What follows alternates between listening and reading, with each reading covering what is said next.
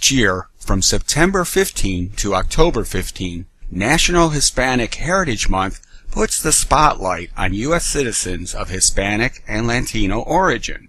Insofar as this special form of recognition has been around for quite some time, it stands to reason that different people will view it in different ways, especially when one considers the remarkable diversity that exists not only within these two cultural groups, but across the U.S. population as a whole. With this brief introduction as a backdrop, one question in particular is as appropriate as any to ask, and it is this. Are these two groups comprised of U.S. citizens who happen to be Hispanic and Latino, or are they Hispanics and Latinos who happen to be U.S. citizens? In the event you don't see a difference between the two choices, I should point out there is a change of emphasis in the dominant cultural identity, and this change is both significant and relevant.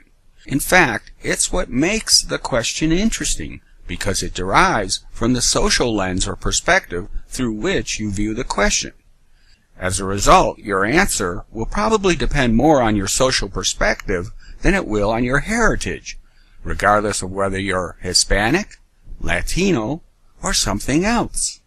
To illustrate this point, let's look at three sociological perspectives that could well influence your answer. They are cultural assimilation, cultural pluralism, and multiculturalism. Cultural assimilation is a process by which groups and/or individuals grow to share an affinity for one common language and culture. This is the melting pot idea, where it's all for one and one for all. But let's be realistic. While this notion once may have been possible during the early development of the United States, the broad range of diversity that now exists across the land makes it difficult, if not impossible, to achieve. In fact, if you were to break down the overall population composition, it would reveal a surprisingly complex pattern of diversity within diversity within diversity. Even Caucasians possess a variety of differing cultural characteristics, including their ancestry, social class, behavioral norms by locale or region, sexual orientation, religious faith, political views, and more. And yet they get classified into one race, as though they're all alike. If the truth be told, no single narrative can capture the nation as a whole to the satisfaction of all, which is what assimilation tries to do. Just as importantly, there are a good number of people all across the land who fear they would lose too much and gain too little in the face of such a narrowly defined perspective. For this reason, it seems unlikely cultural assimilation will have a strong influence on the answer given to our question. It does, however, provide us with a point of view as we move forward. Instead of assimilation, many citizens would rather go the route of cultural pluralism. The Wikipedia characterizes this perspective as smaller cultural groups coexisting under a larger cultural umbrella. Though they retain a strong connection with their roots, they're more inclined to work on building a common culture of shared values and practices through collaboration with each other. In this sense, cultural pluralism has the requirement of a dominant culture that flows from the beneficial traits and beliefs of its smaller groups. It relies on integration rather than assimilation, and it seeks to foster a greater good as opposed to merely settling for the sum of the parts. People who view our question through this lens are likely to answer it by saying these two cultural groups are U.S. citizens who happen to be Hispanic or Latino.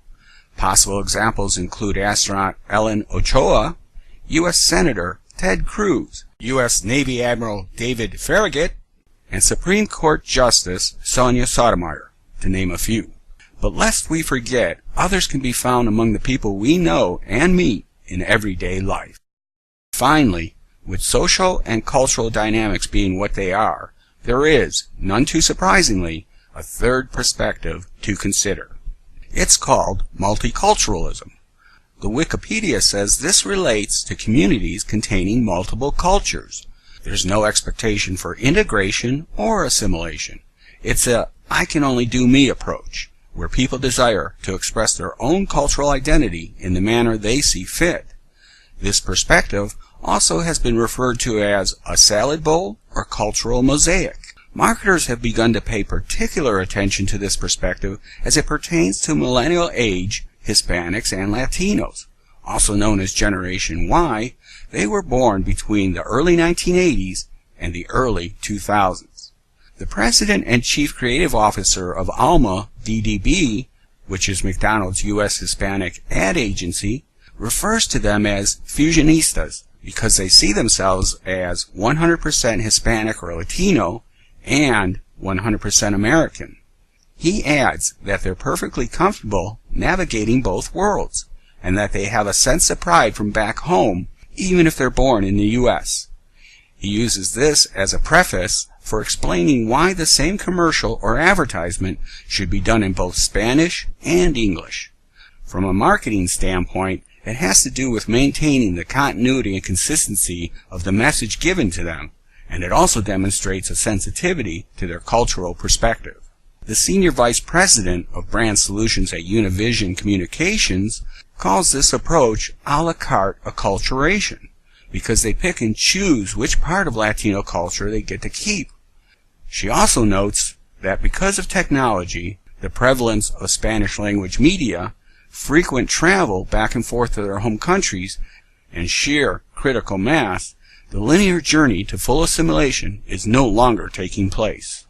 Finally, research by the Pew Hispanic Center found that young Hispanics born in the U.S. tend to identify themselves by where their families are from. 52% describe themselves by their family's country of origin, 24% as American, and 20% as Hispanic or Latino. As you can probably guess by now, people who view our question through this type of lens are apt to say they are Hispanics and Latinos who happen to be U.S. citizens. So with all this information to reference, we once again, during National Hispanic Heritage Month, ask this burning question. Are these two groups comprised of U.S. citizens who happen to be Hispanic and Latino, or are they Hispanics and Latinos who happen to be U.S. citizens? Use the comment section below to let us know what you think. This presentation is an example of our own signature stylized PowerPoint video technique. If you'd like to learn more about it or have one made for you, contact Ken at marketingstrategymanagement.com. We've also left a link to a video promo about this technique on the page below.